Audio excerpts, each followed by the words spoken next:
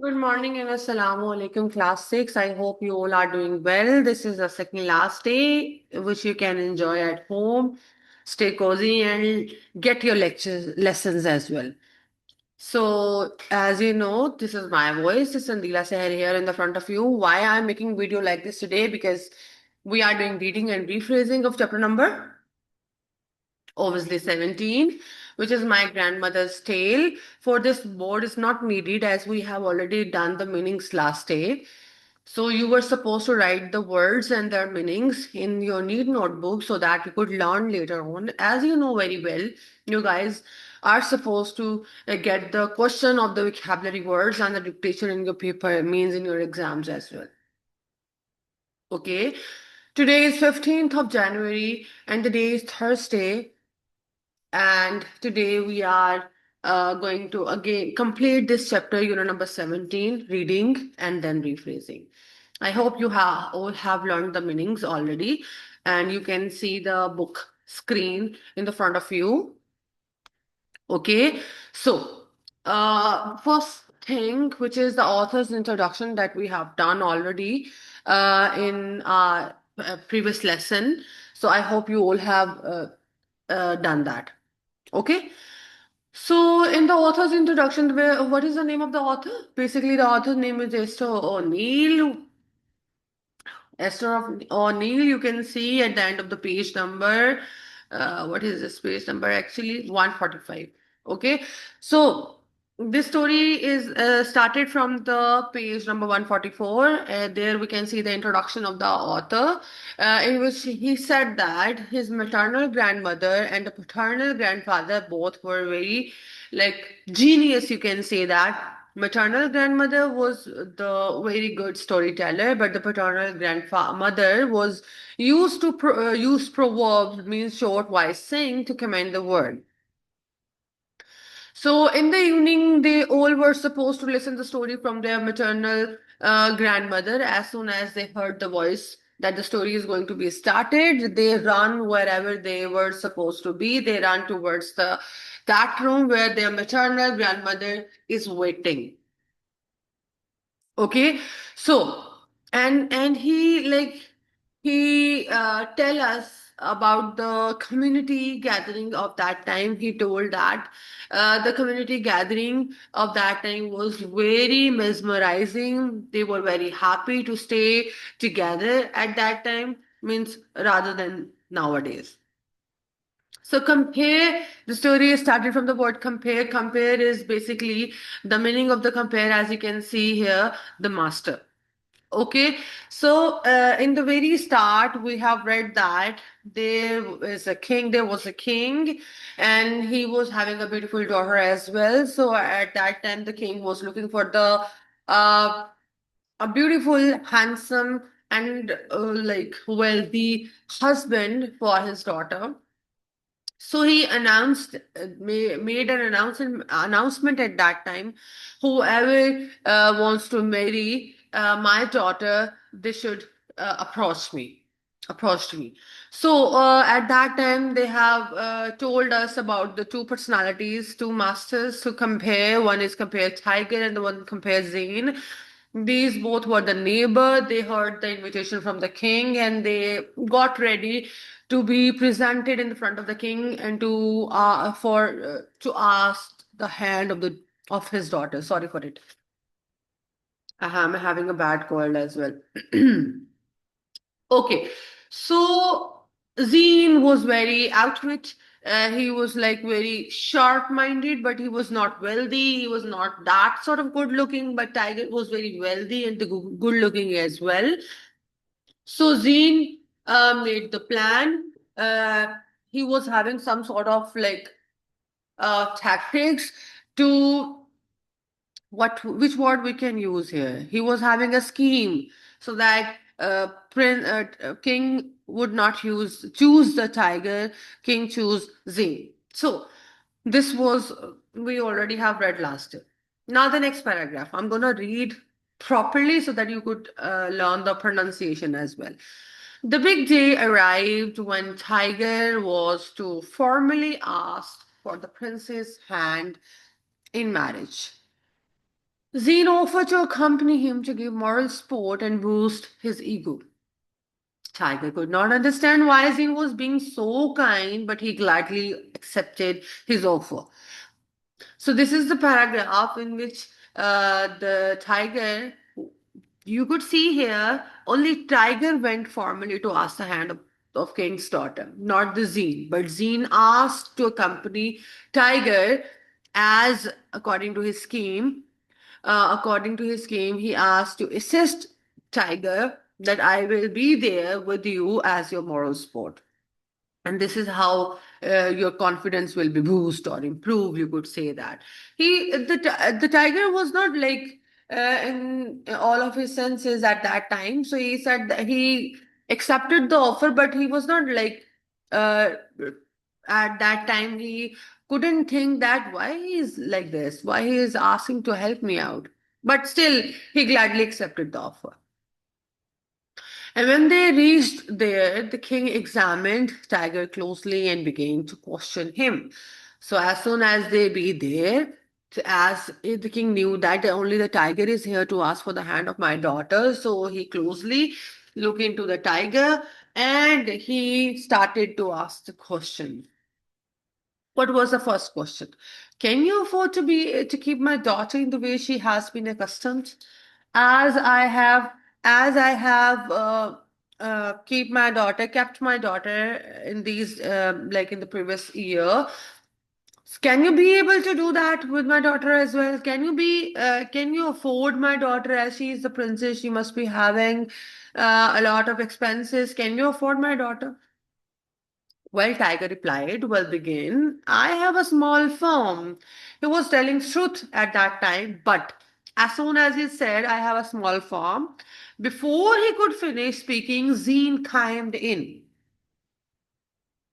Zine interrupted Tiger and he said, small firm, like a question mark, no? Like you can't see my expression right now, but small form. This man has a large estate in Belvedere where he harvests nutmeg and cocoa. These two are the name of the crops where he was like picking the crops. The name of the place is Belvedere, and he said that he's not having a small farm, he's having. Okay. The king smiled.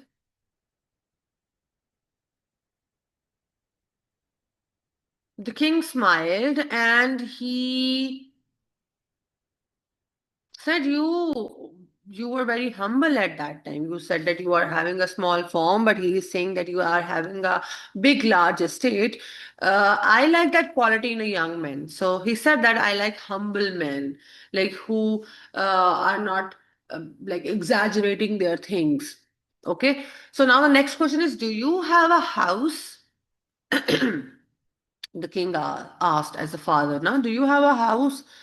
So as soon as Tiger replied, like he said, I have a small. As soon as he said small, again Zine interrupted Tiger. He said that small, like a question mark. You could see the expression of the Zine at that time, no? The man has a mansion, a big house about the size of this palace. He said that the place where you are seated, the house you have, he is also having a big mansion, right about this size, a very big house. I am very happy to hear that. The king became happy, commended the king. But tell me, do you have a bank account? This is a third question. Firstly, he was worried about the place. Then he was worried about the house, and thirdly, he was worried about the money as well. So he said that Tiger said that I have a savings account. As soon as he said this, again Zine interrupted. According to his scheme, he said that savings account. This man owns three banks and has 10 safes full of money in his mansion. He said that this man is having a huge amount of money. He is having many safes full of money in his house, in his big house, and also has three banks, not just the bank accounts. He has his own three banks. Because the Zine was telling a lie, telling a lots of lies at that time. So Tiger was the honest man, you could say that by reading this story. He became uncomfortable and he forced a little cough as a signal for Zine to stop lying. Like like this little cough. Like if you are talking to someone and somebody is not listening to you, so you as a gesture you may make a little cough so that they could uh like they could see you and they could hear you. So this is how, as a gesture, uncomfortably he did little cough like it's mean that, Zine, you should stop now, you are telling a lots of lies here. So King said, as the father, as he was observing, I see you have a slight cough. Sorry, slight cold. Is it like I'm saying, I'm telling you right now, no, I am having a bad cold. So King observed in the tiger that as soon as he coughed a little, so he said that I think you have a slight cold. Preparing, the king was observing and he preparing to hand him a handkerchief. Handkerchief mean a small piece of paper, cloth, you could say that, a tissue paper, okay, to wipe the nose or to wipe the mouth or to cover the mouth as he was coughing at that time. He thought that. Zine again jumped in. He said, slight cold? Like, he was, as the, this was also the part of his scheme, na? He said, this man is full of pneumonia, bronchitis, asthma, the works. So here you could see that this was the part of his scheme. This was all of his scheme. He said that he wanted to tell the king that this man who is asking for your daughter's hand and he is having each and everything. He is very wealthy. He is good looking. He is having everything. He is having money as well. But this man is not fine. This man is not healthy. So this was the scheme of the Zine. The father will not be agreed by hearing that this man is not healthy. You know that the proverb, you maybe you heard this already have heard this proverb from your like parents or from my side, I think so, that health is wealth. If you have nothing but you are healthy personality, you are fine in all the manners, it's mean that in future, somehow far future or the near future, somehow you will be able to earn some sort of money for your livings. You could afford your livings if you are healthy. But if you are not healthy and and your house is full of money, you have a lot of money in your bank account, you have each and everything, but you are not healthy at all. It's mean that, what will be the meaning of this? It's mean that you can't enjoy that wealth at all. So what the king did after this, the king became anxious as well and worried and asked tiger to leave because he knew that the tiger is not healthy. So he said, you should leave now. Before Tiger reached the door in disappointment, unhappiness, Jean took the opportunity and proposed to the princess. So he proposed, and this was the scheme from the very start. That's why Jean wanted to go with the tiger. And he let the tiger tell everything, whatever he has at that time. Sorry. So, what is the theme of this whole story? Who could like to tell me?